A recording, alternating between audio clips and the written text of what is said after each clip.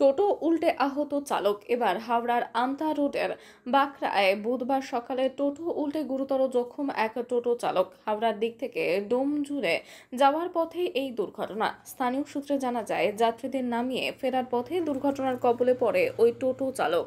স্থানীয় মানুষদের অভিযোগ, দীর্ঘদিন বেহাল দশায় হাওড়া আমতা রোডের বিভিন্ন স্থান চলাচলের অযোগ্য। মানুষ বাধ্য হয়ে জীবনের ঝুঁকি নিয়ে যাতায়াত করছে। ব্যস্ততম সড়ক, সাইকেল, বাইক, প্রাইভেট যান চলাচলের পাশাপাশি প্রতিনিয়ত বাস, লরি চলাচল করছে। রাস্তার মাঝে তৈরি হচ্ছে বড় বড় গর্ত। এই গর্তে জল জমে ভয়ানক রূপ নিয়েছে। রাস্তার ওপর তৈরি গর্ত জলে পূর্ণ থাকলে বিপদের আশঙ্কা বাড়ে। এই বর্ষায় বহু দুর্ঘটনার সাক্ষী এই রোড। চালকদের কথায় জানা যাচ্ছে, সাবধানতা অবলম্বন করেও দুর্ঘটনা এড়ানো যাচ্ছে না। যাত্রী নিয়ে এই রাস্তা পারাপার করতে হয়। মাঝের মধ্যে গাড়ি উল্টে যাওয়ার সম্ভাবনা। বহুবার টোটো উল্টে যাওয়ার ঘটনাও ঘটেছে। বহু মানুষ আহত হয়েছে এই কয়েকদিনে।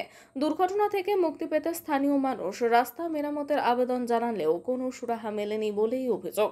বুধবার সকালেও একই ঘটনা। নতুন করে শুরু হয়েছে নিম্নচাপ। সকাল থেকে বিক্ষিপ্ত বৃষ্টি। রাস্তার উপর গর্তের জমা জল। গর্তের গভীরতা আন্দাজ করতে না পেরে টোটোর চাকা গড়াতেই ঘটে দুর্ঘটনা। ঘটনায় চালকের পা ভেঙেছে বলে জানা গেছে। এইভাবেই দীর্ঘদিন জীবনের ঝুঁকি নিয়ে পারাপার হচ্ছে হাওড়া আমতা রোড। আসন্ন দুর্গাপুজো আগে রাস্তা মেরামত না হলে আবারও দুর্ঘটনা বাড়বে। ফলে আতঙ্কে রয়েছেন মানুষ।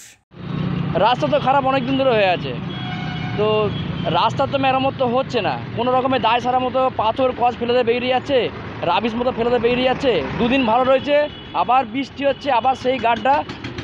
অনেক টোটো তো পাল্টি খেয়েছে, হাত পা ছিঁড়েছে, কারোর ছোটোখাটো চোট লেগেছে, গাড়ির ক্ষতি হয়েছে। আজকে তো এমনই একটা বেহাল দশা হয়ে গেল, টোটো পাল্টি খাওয়ার সঙ্গে সঙ্গেই টোটো ড্রাইভার তার মধ্যে চাপা পড়েছিল। তোলা মাত্র জায়গা হলো তার পুরোদের এই অংশটা ভেঙে বেরিয়ে গেছে, হাড় ভেঙে দুটুকরো হয়ে গেছে। এবার এই একটা পুজোর সময় যদি রাস্তাটা যদি না ঠিক হয়, তাহলে হবেটার কবে? একটা ঈদ, একটা পুজো, একটা পার্বণের সময় যদি রাস্তা না ঠিক হয়, তাহলে রাস্তা কবে আর ঠিক হবে? মানুষের তো জীবনের কোনো মূল্য নেই।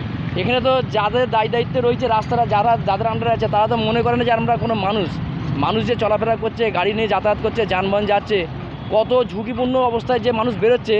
একজন মানুষ যখন বাড়ি থেকে বেরোয়, তার বাড়িতে হয়তো চিন্তা করাটাই স্বাভাবিক যে আমার বাড়ির ছেলে, বউ, আমার স্বামী, আমার ভাই আদৌ সুরক্ষিতভাবে বাড়িতে ফিরবে কি না কোনো গ্যারান্টি নেই। শুধু এখানে নয়, সব জায়গায় রাস্তার হাল বেহাল দশা। আর সব সময় এখানে দায় সারছে, দায়টা দিচ্ছে পঞ্চায়েত দেখবে। তো এটা পঞ্চায়েতের আন্ডারে না, বারবার পঞ্চায়েত প্রধানকে পঞ্চায়েতের আন্ডারে বা আরও অন্যান্য আমাদের যাদের লোকাল স্তরে যারা দায়িত্বশীল রয়েছে তাদের ঘাড়ে চাপানোর চেষ্টা হচ্ছে। এটা আছে NH 6-এর আওতায়। তারা কি দেখতে পাচ্ছে না রাস্তার এই অবস্থা? সব সময় এখানে একটা প্রোপাগান্ডা বরাবর চলে আসছে, সব সময় শাসক দলকে বদনাম করাবার জন্য আপ্রাণ চেষ্টা করাচ্ছে। এটি আমাদের বলার। আমার নাম মোহাম্মদ মিকাইল মোল্লা। এই তো রাস্তায় রাখো, এই পুজোর মধ্যে হয়ে যাবে, ছোটোখাটোগুলো আসবে, তো মেরামত হয়ে যাবে। বৌদি